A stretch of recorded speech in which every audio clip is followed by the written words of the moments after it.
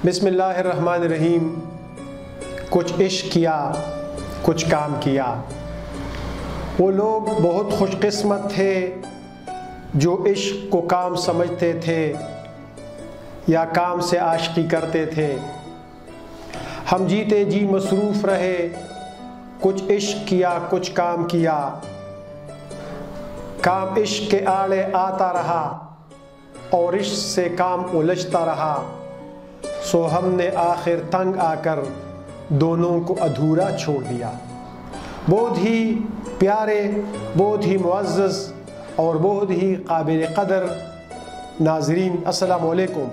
आज का लेक्चर इस लिहाज से भी अपनी नौइयत का एक मुनफरिद लेक्चर है कि इसमें पब्लिक सर्विस कमीशन का जो तरीक़ाकार है टेस्ट के लिए अप्लाई करने के लिए, उस पे मैं रोशनी डालूँगा।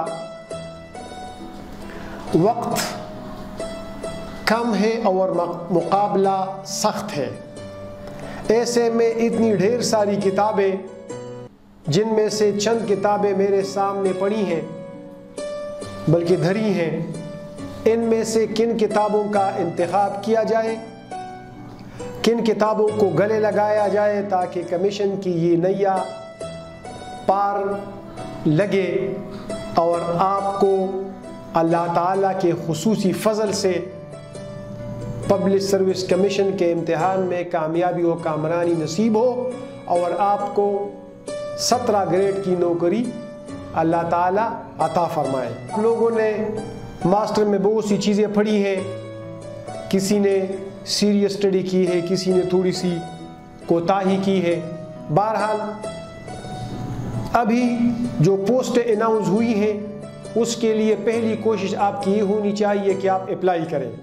अगर आपके एज में थोड़ा सा मसला है, 1-2-4 साल आपका मसला है, तो इंशाअल्लाह ताला जब आप अप्लाई करेंगे और आप टेस्ट देंगे तो उसके बाद आपको एज रिलैक्सेशन के लिए सेक्रेटरीट से रब्ता करना पड़ेगा। पहली बात तो ये है, ये कन्फ्यूजन आपको क्लियर होनी चाहिए कि 1-2 साल अगर किसी की एज ज़्यादा है, 33-34 साल है, तो वो भी बिला खौफ व ख़तर टेस्ट के लिए तैयारी करे और फिर अल्लाह का नाम लेकर टेस्ट दे दे, इम्तिहान या कमरे इम्तिहान में बैठ जाएं। और अगर इंशाअल्लाह ताला आपके मार्क्स अच्छे आए तो आप बखैर व आफियत इंशाअल्लाह ताला आपको एज रिलैक्सेशन मिल जाएगी और आप पब्लिक सर्विस कमीशन में मुंतखब हो जाएंगे।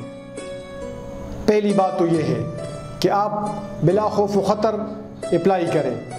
दूसरी बात यह है कि 2-4 महीने का अगर आपके पास वक्त है तो उस वक्त को आपने कैसे यूटिलाइज करना है, उस वक्त को आपने कैसे काम में लाना है, ये एक स्किल है।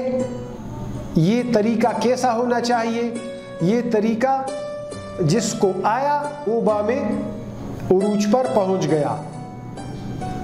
लेकिन अब आप लोगों की खुशकिस्मती क्या है, आप लोगों का ताल्लुक उस खुशकिस्मत नस्ल और खुशकिस्मत असर से है जिसमें टेस्ट को अहमियत दी जा रही है। हमारे ज़माने में मैंने अल्लाह ताला के फजल व करम से कई दफ़ा पब्लिक सर्विस कमीशन का टेस्ट पास किया। एक दफ़ा मैंने federal public service commission test pass किया, मुझे फेडरल में नौकरी मिली थी। दूसरी दफ़ा फिर जब मैंने प्रोविंशियल में पास किया तो वो नौकरी फिर मुझे मिली, वो पोस्ट मैंने ज्वाइन की। उसके बाद 18 के लिए या फिर 19 के लिए अभी 1-8 साल पहले जो हमारा टेस्ट हुआ था, वो इकबाल ने कहा है ना कि मैं इस आग में डाला गया हूँ मिस्ल खलील। तो मुझे चूँकि इन चीज़ों के कई मराहल से गुजरना पड़ा है, तो वो मुख्तलिफ मराहल, किसी का शेर याद आया ना कि लोग सदमों से मर नहीं जाते, लोग सदमों से मर नहीं जाते, सामने की मिसाल है मेरी। तो जो सामने की मिसाल है उस मिसाल को मैं आपके सामने बतौर मिसाल रख रहा हूँ। तो आपके सामने اپنے ایکسپیرینسز شیئر کرنا چاہتا ہوں۔ سب سے پہلے تو آپ اللہ کا نام لیجئے۔ میں نے فیض کی نظم آپ کے سامنے رکھی ہے کہ آپ نے جو MA کے لیے تیاری کی ہے اس سے کئی گنا زیادہ آپ نے تیاری کرنی ہے، اور آپ کے لیے یہ گولڈن چانس ہے۔ میں نے پہلے بھی عرض کیا تو آپ کا تعلق اس عصر سے ہے اور اس نسل سے ہے جو بہت زیادہ خوش قسمت ہے، جن کی اپروچ نہ صرف کتابوں تک ہے بلکہ موبائل اور PDF کی ڈھیر ساری سہولتیں بھی آپ کی انگلیوں کے پوروں پہ بالکل آپ کے پاس موجود ہیں۔ ٹیسٹ میں اب 45% مارکس ہیں۔ اتنی زیادہ ویٹیج ٹیسٹ کی آئی ہے کہ اگر کوئی پرائیویٹ ہے اور اس نے محنت کی اور اس نے ٹیسٹ میں زیادہ نمبر حاصل کر لیے تو بس اگر وہ انٹرویو پاس کر لے گا تو اس کا سلیکشن ہو جائے گا، اس کی تقرری ہو جائے گی۔ 20% اب ایکیڈیمک کے ہیں، 20% مارکس آپ کے میٹرک سے لے کے MA تک۔ جو MPhil اور PhD کے ہیں تو اس کے علیحدہ 3 نمبر ہیں۔ یہ 25% انٹرویو کے، 20 ایکیڈیمک کے، گولڈ میڈل یا اگر کسی کی پوزیشن آئی ہے تو اس کے بھی 4 نمبر ہے۔ اور ایک اور خوش قسمتی آپ لوگوں کی یہ ہے کہ اگر آپ میں سے کوئی حافظ قرآن ہے، اس کے سینے میں قرآن کریم ہے تو اس کے بھی 3 نمبر ہیں۔ تو یہ ٹوٹل 100 نمبر بنتے ہیں۔ اس 100 نمبر میں آپ نے اسکور کرنا ہے اور زیادہ سے زیادہ اسکور آپ نے ٹیسٹ میں کرنا ہے تاکہ آپ انٹرویو بالکل جسٹ پاسنگ مارکس آپ انٹرویو میں لے لیں تو بس آپ کی سلیکشن ہو جائے گی۔ یہ تو آپ کو پہلے سے انفارمیشن دینی تھی، معلومات دینی تھی ٹیسٹ کے بارے میں، کوالیفائی کرنے کے بارے میں، کس طرح آپ نے آن لائن اپلائی کرنا ہے، کس طرح پھر آپ NUC کے لیے اپلائی کریں گے۔ یہ 2-4 باتیں بہت اہم تھیں۔ اب آتے ہیں جو ہمارا بنیادی مقصد ہے کہ ٹیسٹ کی تیاری کیسی کی جائے۔ یہ بہت ہی اہم سوال ہے۔ پہلے بھی میں نے عرض کیا کہ اس کے لیے ایک کھڑے ہوئے ماحول میں ایک کھڑی ہوئی اسٹڈی کی ضرورت ہے۔ بالکل آپ یوں محسوس کر لیں کہ آپ ایک اور دنیا میں آ گئے ہیں۔ آپ سوتے جاگتے، چلتے پھرتے، اٹھتے بیٹھتے آپ کے ہاتھ میں کتاب ہونی چاہیے۔ کتاب کون سی ہونی چاہیے؟ کتابوں کا انتخاب بھی بڑا نازک مسئلہ ہے۔ کھلتا کسی پہ کیوں میرے دل کا معاملہ، شعروں کے انتخاب نے رسوا کیا مجھے۔ لیکن آپ کو کتابوں کا انتخاب کبھی بھی رسوا نہیں کرے گا۔ اتنی ڈھیر ساری کتابیں میرے سامنے پڑھی ہیں، ان میں سے اب ان تمام کتابوں کو پڑھنا ممکن نہیں ہے۔ پہلا مرحلہ تو یہ ہے کہ آپ کے پاس اگر MA کے آپ کے نوٹس ہیں، MA کی آپ کے پاس اپنی کتابیں ہیں تو ان کو ذرا دوبارہ جھاڑ پونچھ کے کھول کے دیکھ لیں، اور ان میں سے جو نوٹس ہیں ان کو آپ انڈر لائن کر لیں۔ ان کو آپ انڈر لائن کرنے کا مطلب یہ ہے کہ آپ کے پاس اس طرح ایک لائنر ہونا چاہیے، ریڈ بلو جو بھی ہو، اور اس کو آپ اس طرح بنائیں تاکہ پھر آپ کے لیے صرف اسی صفحے میں اسی جو مخصوص ورڈ ہے، جو مخصوص تاریخ ہے، جو مخصوص شعر ہے، پھر اسی کا مطالعہ آپ کو کرنا پڑے گا۔ یہ میرے پاس اپنے زمانے کی تاریخ ہے جس کو میں اردو کی سب سے خوبصورت اور اہم تاریخ سمجھتا ہوں، اردو ادب کی مختصر تاریخ۔ یہ مختصر تاریخ آپ کے سامنے ہے، یہ ڈاکٹر انور سدید صاحب کی لکھی ہوئی ہے۔ یہ پرانے زمانے میں AH پبلشر نے چھاپی تھی، اور اس کی قدامت کا اندازہ آپ لگا سکتے ہیں کہ میں نے اس کو کتنی دفعہ پڑھا ہوگا۔ اب اس کی جدید شکل مجھے نہیں پتا کہ کیوں اس کی جدید شکل لوگوں نے چھاپی ہے، اردو ادب کی تاریخ۔ مختصر کا نام یہاں سے کاٹ کے اردو ادب کی تاریخ لکھی ہے، اور یہ چھاپی ہے عزیز بک ڈپو لاہور نے۔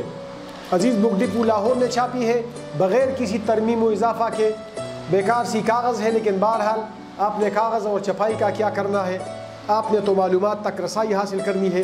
یہ اگر آپ ان 2-3 مہینوں میں پڑھ لیں تو میرے خیال میں یہ کتاب آپ کو بہت سی کتابوں سے بے نیاز کر سکتی ہے۔ اس کے علاوہ اسی ڈاکٹر انور سدید کی کتاب اردو ادب کی تحریکیں بھی، اس کا بھی اگر آپ مطالعہ کر لیں، یا اگر آپ کے پاس تحریکوں کے بارے میں نوٹس ہیں، تحریکوں کے بارے میں آپ کے پاس معلومات ہیں، تو وہ بھی آپ اپنے ساتھ رکھ سکتے ہیں۔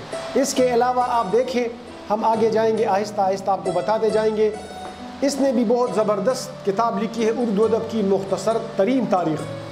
وہ مختصر تاریخ ہے اور یہ ہے مختصر ترین تاریخ، اور اس کی جو آخری ایڈیشن ہے یہ 32واں ایڈیشن ہے ڈاکٹر سلیم اختر کی۔ اس کی کتاب مجھے اچھی نہیں لگتی، لیکن بہرحال معلومات کے لحاظ سے یہ کتاب پھر بھی اچھی ہے، اگرچہ ڈاکٹر انور سدید کے مقابلے میں میری اپنی رائے یہ ہے کہ یہ کتاب اتنی وقت نہیں رکھتی، لیکن پھر بھی اگر کسی کی اپروچ اس کتاب تک نہیں ہے تو وہ کم از کم ڈاکٹر انور سدید کی کتاب جو سنگ میل پبلیکیشن لاہور نے چھاپی ہے اس کا مطالعہ آپ کر سکتے ہیں۔ اس کے علاوہ آگے بڑھیں گے جی، یہ کتاب آپ دیکھیں، یہ تاریخ ادب اردو ہے جو سب سے زیادہ مستند تاریخ ہے۔ 4 جلدیں ابھی تک اس کی آئی ہیں، اور اس کے مصنف ہے ڈاکٹر جمیل جالبی۔ جمیل جالبی صاحب کا انتقال ہو گیا ہے، اللہ ان کو کروٹ کروٹ جنت نصیب کرے۔ یہ جلد 2 ہے، پہلی جلد یہ نیچے پڑی ہے، اس کے بعد جلد نمبر 3 اور جلد نمبر 4۔ اگر آپ نے قدیم مثنوی کی تاریخ، قدیم شاعری کی تاریخ کا مطالعہ کرنا ہے، زبانوں کی تاریخ کا مطالعہ آپ نے کرنا ہے، تو اس کی پہلی جلد اس سلسلے میں بڑی مفید و معاون ثابت ہو سکتی ہے۔ اب آئیں گے ان کتابوں کی طرف جن کا مطالعہ بھی بہت زیادہ ضروری ہے۔ سرحد کے اردو غزل گو شعراء، استاد محترم ڈاکٹر نذیر تبسم صاحب کی کتاب ہے، یہ بھی اگر آپ کے پاس ہو تو بہت اچھا ہوگا۔ اور یہ جو سب سے نیچے پڑی ہے خیبر پختونخوا میں اردو ادب، یہ میری کتاب ہے۔ لوگ کہتے ہیں کہ میں نے جو لکھا ہے وہ سب سے مستند ہے، لیکن میں نہیں کہوں گا۔ میر نے کہا تھا سارے عالم پر ہوں میں چھایا ہوا، مستند ہے میرا فرمایا ہوا، لیکن میرا فرمایا ہوا مستند نہیں ہے۔ میں نے بھی اس سلسلے میں اپنی سی کوششیں کی ہیں۔ ایک لحاظ سے آپ دیکھ لیں، میں نے جو کتاب لکھی ہے وہ ہے ترجمان ادب، جو آج کل اس کی نئی ایڈیشن آئی ہے، اس کی نئی ایڈیشن ہے اور بالکل فریش ہے، 2021 کی ایڈیشن ہے۔ تو اس کا مطالعہ اگر آپ کریں گے، اب اس کتاب کی 2-4 خصوصیات میں آپ کو بتانا چاہتا ہوں کہ جو یہ کتاب بھی مجھ پہ نہ کوئی وحی اتری ہے، نہ مجھ پہ کوئی الہام آیا ہے، یہ بھی ان صاحبان کی دین ہے جو میرے سامنے جتنی کتابیں پڑھی ہیں، یہ چیزیں میں نے ان سے اٹھا کے اس کتاب میں آپ کی سہولت کے لیے رکھی ہیں کہ اگر کسی کی اپروچ اور کسی کی پہنچ ان کتابوں تک نہ ہو تو کم از کم یہ کتاب اگر بنو میں، یہ کتاب اگر مانسہرہ میں، یہ کتاب اگر سوات میں، یہ کتاب اگر دیر میں آپ کے لیے آسانی کے ساتھ مل سکتی ہے، تو آپ کی ایم اے کی کتابیں اور یہ ترجمان ادب، اور اس کے ساتھ ساتھ اگر ڈوگر بردرز کی سہیل بٹی کی کوئی کتاب بھی آپ کو ملے تو ان سب کا مطالعہ کر کے انشاءاللہ تعالی آپ اچھے نمبروں سے کمیشن میں کامیابی حاصل کر سکتے ہیں۔ اس کتاب میں جو میں نے اضافے کیے ہیں یہ اس لحاظ سے منفرد ہے، یہ میں آپ کے ساتھ شیئر کروں کہ اس میں ایک تو جو مختلف اصناف ہیں، شعری اصناف ہے، نثری اصناف ہے، ان کی تعریف بھی ہے، ان کے فن کے بارے میں بھی سوالات جوابات ہیں، اور ان کے ارتقاء کے بارے میں بھی سوالات جوابات ہیں۔ سوالات جوابات کے علاوہ آبجیکٹیو ٹائپ بھی ہیں جن کا مطالعہ ناگزیر ہے۔ دوسری اہم خصوصیت اس کی یہ ہے کہ اس میں آپ دیکھیں میں نے جو اضافے کیے ہیں وہ ہے نیازمندان لاہور۔ نیازمندان لاہور کا ذکر بہت کم جگہوں پہ آپ کو ملے گا۔ ان کے ساتھ ساتھ آپ دیکھیں ادبی تحقیق و تنقید، ادبی تواریخ، لغات اور اردو ادب کے مشہور کردار، اردو ادب کے مختلف جرائد اور ان کے مدیر اور ان کی اشاعت اور ان کے مقام اشاعت، یہ ساری چیزیں آپ کو یہاں پہ ملیں گی۔ اس کے ساتھ ساتھ جس کو عام طور پہ آپ لوگ گرامر کہتے ہیں، لیکن وہ گرامر نہیں ہے، جس کو بیان و بدیع کہا جاتا ہے۔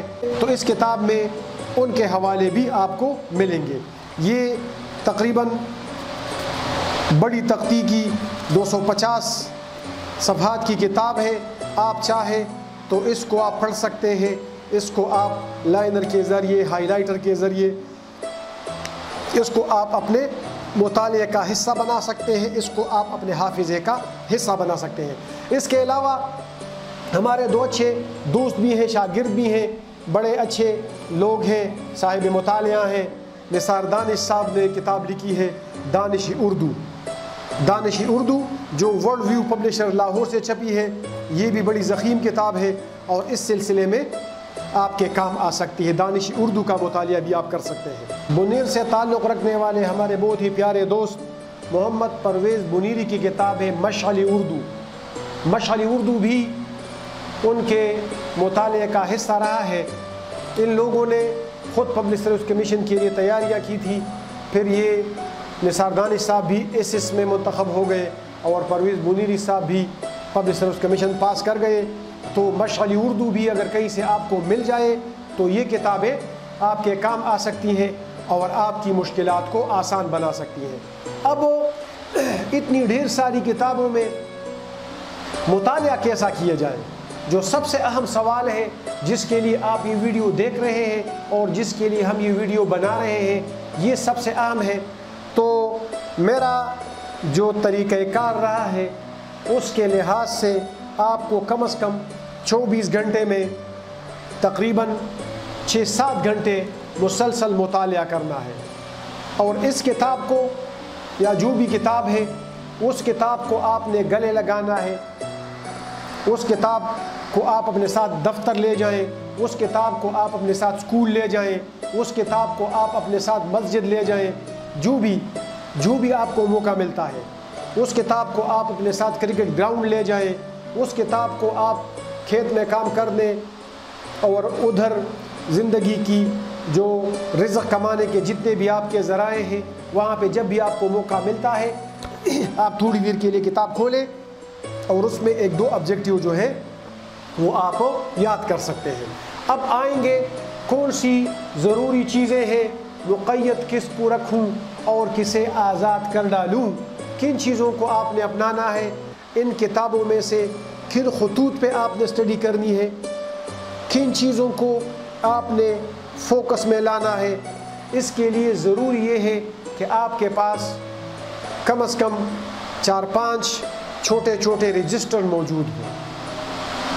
اتنا مشکل نہیں ہے، بازار سے آپ 1-2 بال پوائنٹ لے لیں، یہ ہیڈ لائنر یا لائنر جو بھی آپ کہہ لیں، یہ لے لیں اور 2-4 رجسٹر لے لیں، اور ہر صنف کے لیے آپ جدا جدا رجسٹر لے لیں، اور جتنی بھی معلومات آپ کو ترجمان ادب سے ملتی ہے، اردو ادب کی مختصر تاریخ سے ملتی ہے، جہاں سے بھی آپ کو معلومات ملتی ہے وہ معلومات وہاں پہ درج کرتے جائیں۔ جب وہ معلومات ایک مربوط صورت میں آپ کے ساتھ آ جائیں گی تو پھر 1 ہفتہ اگر ٹیسٹ میں رہتا ہے تو پھر آپ ان سب کتابوں کو اٹھا کے کسی کونے کھدرے میں رکھیں، وہ رجسٹر اٹھائیں جن رجسٹروں میں آپ نے وہ نوٹس اپنے ہاتھوں سے اور اپنے دست مبارک سے تحریر فرمائے ہیں۔ جب آپ ان کا مطالعہ کریں گے تو وہ چیزیں آپ کو خود بخود یاد ہوتی جائیں گی، یہاں تک کہ کمیشن کے دروازے تک، اور جب آپ کوچ میں، بس میں، کوسٹر میں کمیشن کے لیے جا رہے ہوں تو وہ چیزیں آپ کے پاس ہونی چاہیے۔ اب آئیں گے، ہم نے ایک چارٹ بنایا ہے، اس چارٹ کی طرف آپ کو لیے چلتے ہیں کہ وہاں پہ کون سی چیزیں آپ نے اپنے مطالعے کا حصہ بنانی ہے ان چیزوں کو، اور ان چیزوں کو سامنے رکھ کر آپ نے نوٹس لینے ہیں، آپ نے وہ چیزیں اپنے حافظے کا بھی حصہ بنانی ہے، اور آپ نے وہ ساری تاریخیں، وہ سارے شعر، وہ افسانوی مجموعے، وہ شعری مجموعے اور مختلف لوگوں کے اقوال، وہ سب آپ نے اپنے حافظے کا حصہ بنانا ہے، وہ چیزیں آپ نے بالکل رٹنی ہے، وہ چیزیں آپ نے اپنے ساتھ رکھنی ہے تاکہ زیادہ سے زیادہ نمبر آپ حاصل کریں۔ آتے ہیں اس چارٹ کی طرف، ہم آپ کو لیے چلتے ہیں جہاں سے ہم آپ کو وہ تفصیل بتائیں گے جس تفصیل کو مد نظر رکھتے ہوئے آپ نے اس تفصیل کو سامنے رکھتے ہوئے اپنے مطالعے کے در و بام سجانے ہیں، اپنے ذہن و فکر کے در و بام سجانے ہیں، اور اپنے مطالعے کی میز کو آپ نے آراستہ و پیراستہ کرنا ہے۔ آپ ہمارے ساتھ رکھیں۔ اب دیکھیں، ہم نے ایک چارٹ بنایا ہے، اس چارٹ میں کمی بیشی بھی ہو سکتی ہے، اس میں اضافہ بھی ہو سکتا ہے، لیکن ہم نے ایک اندازہ لگا لیا ہے اپنے سابقہ تجربات کو مد نظر رکھتے ہوئے۔ پبلک سروس کمیشن کے لیے ٹیسٹ کے لیے تیاری آپ کیسے کریں گے؟ اردو غزل آغاز تا دور زرین، غزل جب سے وجود میں آئی ہے، غزل کے لوازمات، قافیہ ردیف جو غزل کا فن ہے، اس کو آپ نے ایک لحاظ سے سمجھنا ہے۔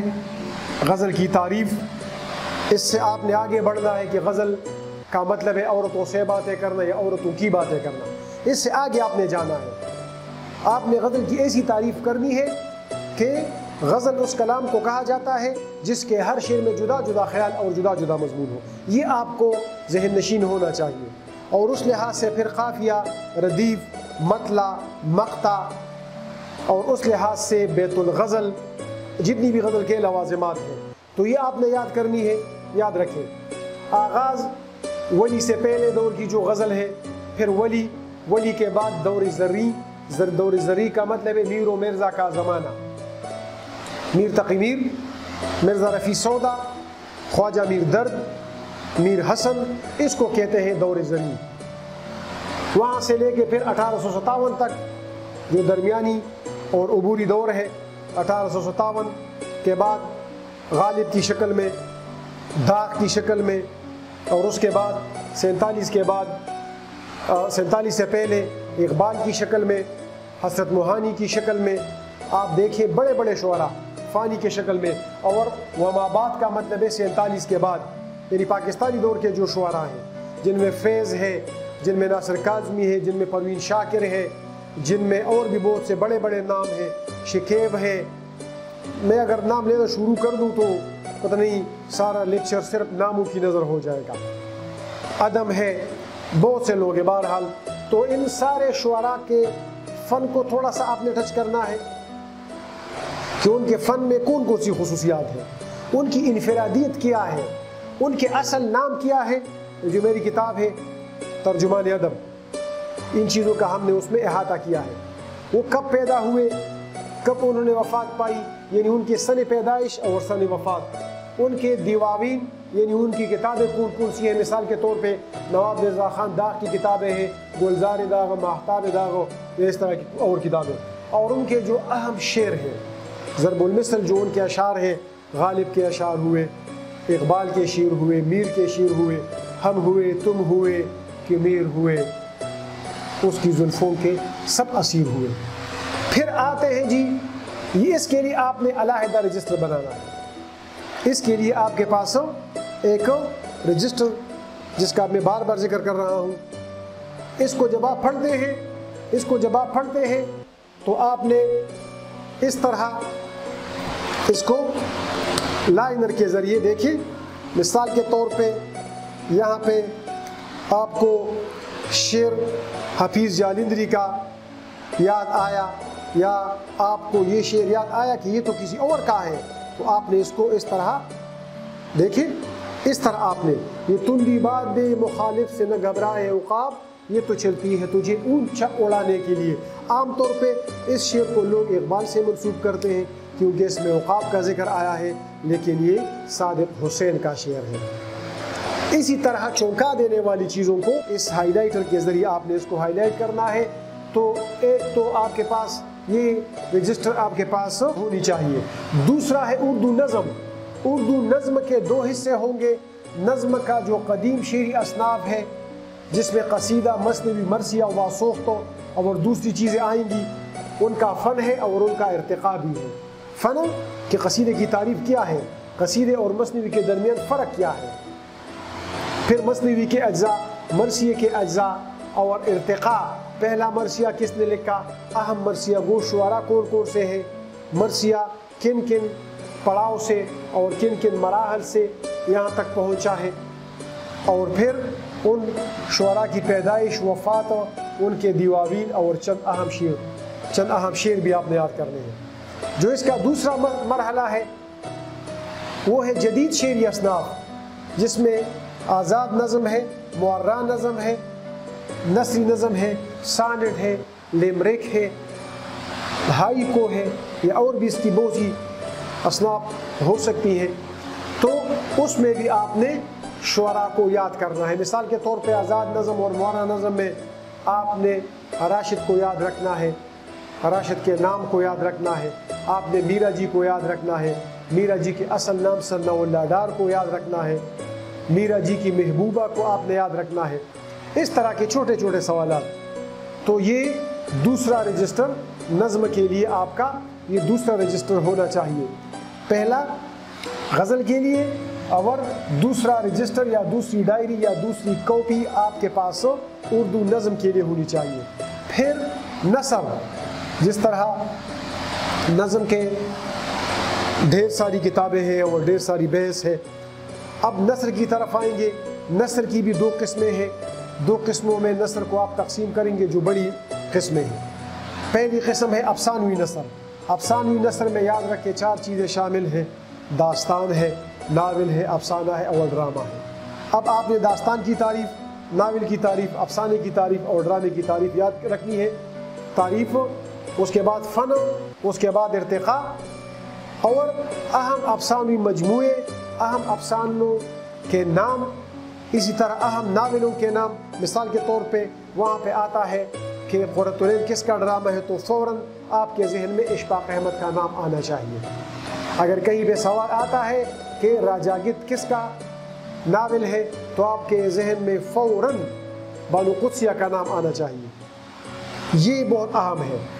اور پھر اس دوران چونکہ افسانہ یہاں پہ آیا ہے تو انگارے کی جو اشاعت ہے اس کو آپ نے مد نظر رکھنا ہے، اور پھر ترقی پسند تحریک، اور پھر پاکستانی دور ہے، یہ چیزیں آپ نے اپنے ساتھ نوٹ کرنی ہے، یہ آپ نے یاد کرنی ہے۔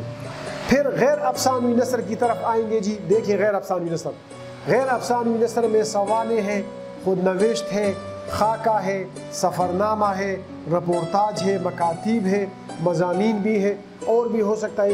اس کی طرف اگر آپ تھوڑے تھوڑے آگے بڑھیں گے تو بھی ضروری ہے، لیکن زیادہ توجہ آپ نے افسانوں، ناولوں، ڈراموں اور یہ قدیم اور جدید جو اصناف ہے اور غزل کی طرف آپ نے زیادہ توجہ دینی ہے، یاد رکھیں۔ لیکن اس میں بھی جس نے پہلی سوانح لکھی، خود نوشت لکھی، پہلا خاکہ کس نے لکھا، پہلا سفرنامہ لکھا، پہلا سفرنامہ کس نے لکھا، سب سے زیادہ سفرنامے کس نے لکھے، رپورتاج کی ضخیم کتاب کس نے لکھی، پودے پہلی رپورتاج ہے یا دوسری ہے، برات عاشقاں کس کی رپورتاج ہے، یہ چیزیں آپ نے یاد رکھنی ہے، یہ چیزیں آپ نے اپنے ساتھ نوٹ کرنی ہے، اور اس کے لیے آپ نے رجسٹر میں مخصوص صفحے بنانے ہیں اور ان کو آپ نے بھرنا ہے۔ اچھا، پھر آتے ہیں جی اردو کے عناصر خمسہ جو 5 ہے۔ ایک تو حواس خمسہ ہے نا، یہ دیکھیں عناصر خمسہ، جس میں پہلا نام سر سید کا ہے، بہت بڑی کنٹریبیوشن ہے، سر سید کو کوئی نظر انداز نہیں کر سکتا۔ نذیر احمد ہے، نذیر احمد کی کنٹریبیوشن بطور ناول نگار میرے خیال میں کسی بھی طور نظر انداز کرنے والی نہیں ہے، پہلا ناول نگار ہے، اردو ادب کی مشہور کردار ہے، نذیر احمد سے وابستہ ہے ڈپٹی نذیر احمد۔ پھر مولانا محمود حسین آزاد ہے، ان کے مضامین اور انجمن پنجاب کے تحت ان کے مشاعرے، اور پھر سب سے بڑھ کے آب حیات، یہ 3 حوالے ان کے بنتے ہیں۔ پھر مولانا حالی ہے، مسدس مدوجد اسلام، انہوں نے لکھی اردو کی پہلی تنقیدی کتاب مقدمہ شعر و شاعری لکھی، اور مولانا محمود حسین آزاد کے ساتھ انہوں نے انجمن پنجاب کے تحت مشاعروں کا اہتمام کیا۔ اس کے بعد علامہ شبلی ہے، تاریخ دان کے لحاظ سے بھی، شعر و ادب کے لحاظ سے بھی، اور سب سے بڑھ کے سیرت النبی کے حوالے سے علامہ شبلی کا نام ہو، روز روشن کی طرح آیا ہے اور سورج کی طرح چمک رہا ہے۔ ان کی کتابوں کے نام، ان کی تھوڑی بہت سوانح، ان کی پیدائش اور ان کی وفات اور ان کے لکھی ہوئی جتنی بھی کتابیں ہیں وہ آپ نے یاد کرنی ہے۔ اقبالیات کی طرف بھی آئیں گے جی۔ اقبالیات ظاہر ہے مسلسل لکھنے والوں کا ایک موضوع رہا ہے، بہت سی کتابیں لکھی گئی ہیں۔ اقبال کی اپنی کتابیں ہیں جی، اقبال کی اپنی کتابوں کے نام، ان کے مطالب: باغ درا، گھنٹی کی آواز، جرس کی آواز، بال جبریل، جبریل علیہ السلام کا پر، ضرب کلیم، موسیٰ علیہ السلام کی ضرب، جاوید نامہ جو انہوں نے اپنے بیٹے کے نام سے منسوب کی ہے، اس طرح ارمغان حجاز، حجاز کا تحفہ، یہ ان کی کتابوں کے نام ہیں اور میں نے ان کے معنی آپ کو بتا دیے۔ ان میں سے اقبال کے جو نظریات ہیں، خودی، بے خودی، شاہین، ان میں سے چند شعر آپ نے یاد کرنے ہیں۔ اقبال پہ جو کتابیں لکھی گئی ہیں، رفیع الدین ہاشمی، ڈاکٹر رفیع الدین ہاشمی، ڈاکٹر سعید عبداللہ، بہت سی کتابیں لوگوں نے اقبال پہ لکھی ہیں، ان میں سے چند آپ نے یاد رکھنی ہے۔ خلیفہ عبدالحکیم سے لے کے عبدالسلام ندوی تک یہ سارے لوگ آپ نے اپنے ذہن میں بٹھانے ہیں۔ پھر تحریکیں ہیں، اردو ادب کی جو تحریکیں ہیں، جس میں پہلی تحریک ایہام گوئی کی تحریک ہے، اس کے بعد ترقی پسند تحریک آتی ہے، رومانوی تحریک آتی ہے، حلقہ ارباب ذوق کی تحریک آتی ہے، اور پھر اسلامی ادب کی تحریک آتی ہے۔ یہ 5 تحریکیں، اس کے متعلق تھوڑا بہت کب یہ شروع ہوئی، کون کون سے لوگوں نے ان تحریکوں کے زیر اثر نثر لکھی، کون کون سے لوگوں نے، کون کون سے ادیبوں نے ان تحریکوں کے زیر اثر شاعری کی، اور کن ادیبوں نے ان تحریکوں کے زیر اثر تنقید لکھی۔ یہ 2-3 اس کے بڑے حوالے بنتے ہیں، افسانے جنہوں نے لکھے ہیں یا ناول لکھے ہیں۔ اس کے بعد آئیں گے علم بیان و بدیع، جس کو عام طور پہ لوگ گرامر سے منسوب کرتے ہیں، لیکن یہ گرامر نہیں ہے۔ پہلی بات تو یہ ہے کہ آپ کا ذہن اس پہ کلیئر ہونا چاہیے کہ یہ علم بیان و بدیع، یہ تشبیہ و استعارہ، مجاز مرسل اور کنایہ، یہ 4 چیزیں ہو گئی۔ اور پھر بدیع جو صنائع بدائیں ہیں، جس میں صنائع معنوی بھی ہے اور صنائع لفظی بھی ہے، جس میں تنمیہ بھی آتا ہے، جس میں لف و نشر بھی آتا ہے، جس میں صنعت تضاد بھی ہے اور بہت سی صنعتیں ہیں۔ اس کے متعلق تھوڑا بہت آپ کو معلوم ہونا چاہیے کہ تشبیہ کے اجزاء کون کون سے ہیں، حرف تشبیہ سے کیا مراد ہے، کنایہ کسی شعر میں جب آتا ہے تو اس کو آپ کس طرح پہچانیں گے، تو اس کے لیے بھی آپ کا مطالعہ ناگزیر ہے۔ پھر جو گرامر ہے، گرامر کی طرف بھی آئیں گے۔ پہلے ہمارے زمانے میں گرامر نہیں ہوا کرتی تھی، اور یونیورسٹیوں کا ایک لحاظ سے ابھی BS میں تو یہ سلسلہ اچھا ہو گیا ہے کہ انہوں نے گرامر کو بطور کتاب اور بطور نصاب شامل کر دیا ہے، لیکن ہمارے زمانے میں گرامر نصاب کا حصہ نہیں ہوا کرتی تھی۔ گرامر میں 3 چیزیں ہیں، اسم ہے، فعل ہے اور حرف ہے۔ اس میں ظرف زمان اور مکان اور اسم، فعل کے کتنے حصے ہیں، کون کون سے فعل ہیں، پھر کون کون سے حروف ہیں، حروف استفہام کیا ہے، یہ ساری چیزیں آپ نے اس کو 1-2 دن میں 2-4 دن میں کور کر کے اپنے ساتھ اپنی ڈائری میں یا اپنے ساتھ اپنے رجسٹر میں آپ نے یہ لکھنا ہے۔ اور پھر کہا جاتا ہے کہ 80% اردو شعر و ادب ہے اور 20% جو ہے وہ کیا ہے، 20% وہ انگریزی ہے۔ انگریزی ہماری نصاب کا بھی حصہ ہے اور کتاب کا بھی حصہ ہے۔ انگریز چلے گئے لیکن ابھی تک انگریزی ہمارے گلے کی ہڈی بن گئی ہے۔ ٹھیک ہے، بہرحال جو چیزیں ہمارے سامنے آنی ہے ان کو ہم نے خندہ پیشانی کے ساتھ گلے لگانا ہے۔ اب اگر انگریزی آئی ہے، انگریزی اتنی مشکل نہیں ہوتی۔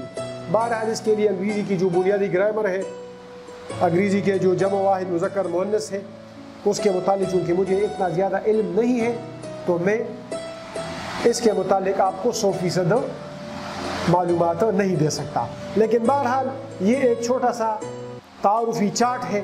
اس کو اگر آپ مد نظر رکھیں گے تو انشاءاللہ تعالیٰ آپ کے 90% جو مارکس ہیں، وہ 90% جو آپ کے کورس ہے وہ حل ہو جائیں گے۔ کسی کے پاس 20 کا سلیبس ہے، وہ بھی بہترین ہے.